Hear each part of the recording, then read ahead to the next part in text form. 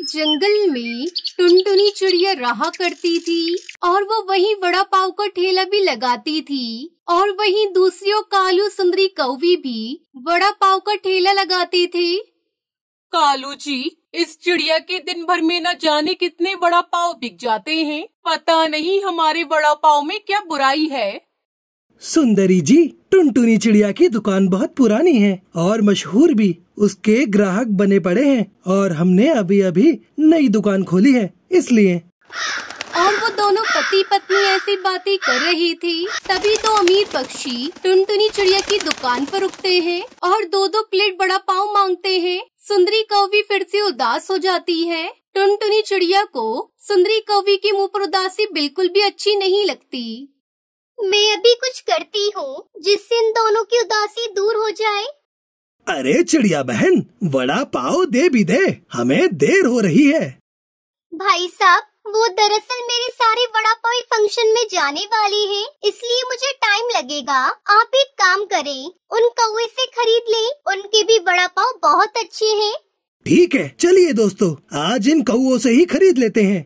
फिर वो दोनों ग्राहक कौवे की रेहड़ी पर चले जाते हैं और सुंदरी कौवी खुशी खुशी उन्हें वड़ा पाव दे देती है। कालू, टुनटुनी ने अपने ग्राहक हमारी दुकान पर क्यों भेजे हैं? पता नहीं सुंदरी जी, ये तो पूछ कर आना पड़ेगा। और फिर वो दोनों टुनटुनी चिड़िया की रेहड़ी पर आ जाते हैं। बताए चिड़िया बहन, आपने ऐसा क्यों किया? देखिए बहन जी, आप भी कमाने बैठी हो और मैं भी, फिर अकेले अकेले क्यों कमाऊं? दोनों की ही कमाई होनी चाहिए, इसलिए मैंने अपने ग्राहकों से झूठ बोला। अरे वाह चिड़िया बहन, आप तो बहुत अच्छी हो। हमारी दोस्त बनोगी क्या? हाँ हाँ, क्यों नहीं, आज से हम पक्के दोस्त हुए। आप अभी नई नई आए हो, कोई भी परेशानी हो तो मुझे याद करना। हाँ ठीक है चिड़िया बहन, अब हम अपनी रेहड़ी पर जाते हैं और कल बात करेंगे। और फिर वो दोनों कौवे अपनी रेहड़ी पर चले जाते हैं। टुनटुनी चिड़िया का स्वभाव बहुत ही अच्छा था। अब से वो जानबूझकर अपने आधे ग्राहक सुंदरी कौवी के पास भेज देती, जिससे उन दोनों की कमाई भी अच्छी होने लगी थी। और कुछ दिन ऐसे ही बीत जाते हैं। अरे कालू, वड़ा पाव के काम में तो बहुत अच्छी कमाई है। अभी तो हमारी दुकान ठीक से जमी भी नहीं और कितना मुनाफा होने लगा। हाँ, अगर वो चिड़िया ना हो तो हमारे बल्ले बल्ले ही हो जाए। हाँ कालू जी, आपने एकदम ठीक कहा, मगर वो चिड़िया जाएगी कहाँ? अरे सुंदरी जी, कहाँ जाएंगी? भगाना पड़ेगा अपना दिमाग का यूज करके। फिर वो दोनों कौवे चिड़िया को भगाने की योजना बनाते हैं। अगले दिन जब टुनटुनी चिड़िया अपने ठेले पर बैठी थी। इस डिब्बे में करेले का रस है, तुम चुपके से इसे चिड़िया के बेसन के घोल में डाल दो, फिर उसके सारे वड़ा पाव कड़वे बनेंगे और सारे ग्राहक हमारे पास आएंगे। सुंदरी कौवी ऐसा ही करती है। वो चिड़िया के पास जाती है। चिड़िया बहन, हमारी रेहड़ी पर पानी खत्म हो गया है, जरा थोड़ा सा देना, कालू जी को वड़ा पाव बनाना है। हाँ सुंदरी, क्यों नहीं, मैं अभी देती हूँ। और टुनटुनी जैसे ही मटके से पानी निकालती है, सुंदरी कौवी भी जल्दी से करेले का कड़वा रस बेसन के भगोने में डाल देती है। चिड़िया बहन, आपने वड़ा पाव का घोल तो कितना अच्छा बनाया है, कालू तो उसे पतला कर देता है। ऐसे सुंदरी कौवी वड़ा पाव के घोल को घुमा भी देती है, जिससे चिड़िया को भी कुछ दिखाई नहीं देता और वो वहाँ से चली जाती है।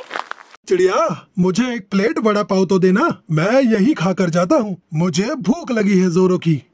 टुनटुनी चिड़िया बंटी कबूतर को वड़ा पाव दे देती है और कबूतर जैसे ही वड़ा पाव खाता है तुरंत ही थूक देता है। कितना बुरा वड़ा पाव है, सारा मुंह खराब कर दिया।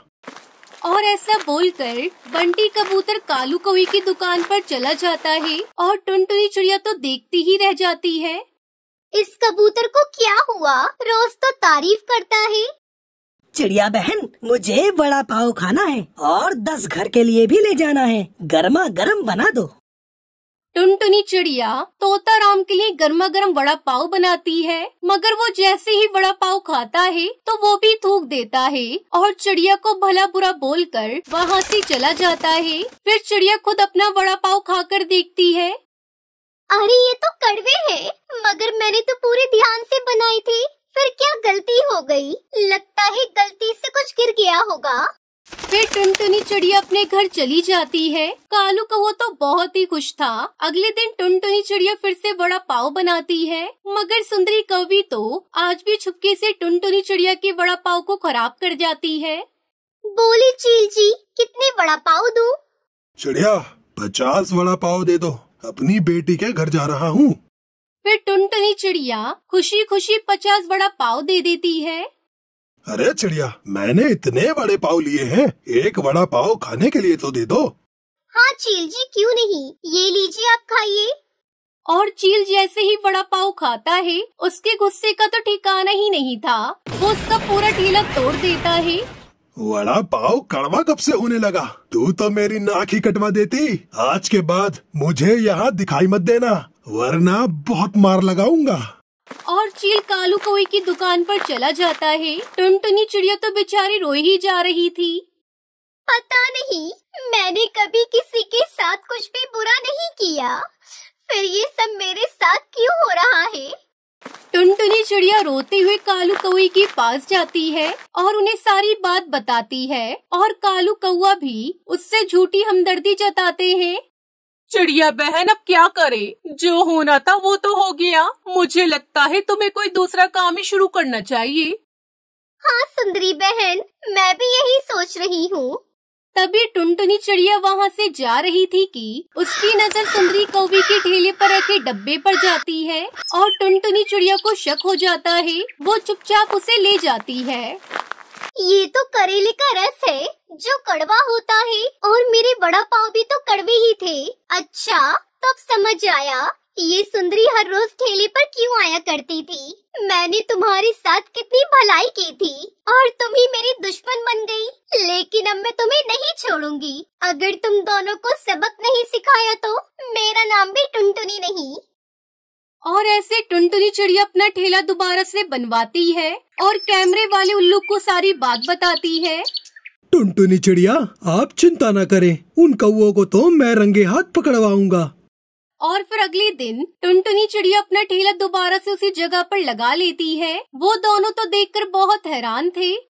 अरे कितनी ढीठ है ये चिड़िया। घर से चूहे मारने की दवा लाती हूँ, एक आध पंछी तो मरेगा, लेकिन फिर हमारा सारा रास्ता बिल्कुल साफ हो जाएगा और ये चिड़िया जाएगी जेल में। सुंदरी घर से चूहे मारने की दवा लाती है और टुनटुनी चिड़िया के पास चली जाती है। अच्छा हुआ टुनटुनी बहन जो आपने ठेला लगा लिया, वरना मेरा तो कल से बिल्कुल भी मन नहीं लगा।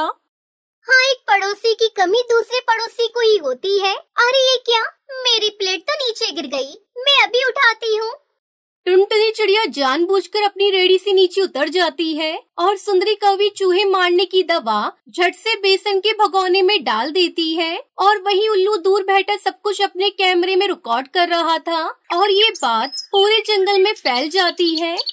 ये देखो पक्षियों, इन दोनों ने क्या किया। आज इन्होंने मेरे वड़ा पाव में चूहे मारने की दवा मिलाई है।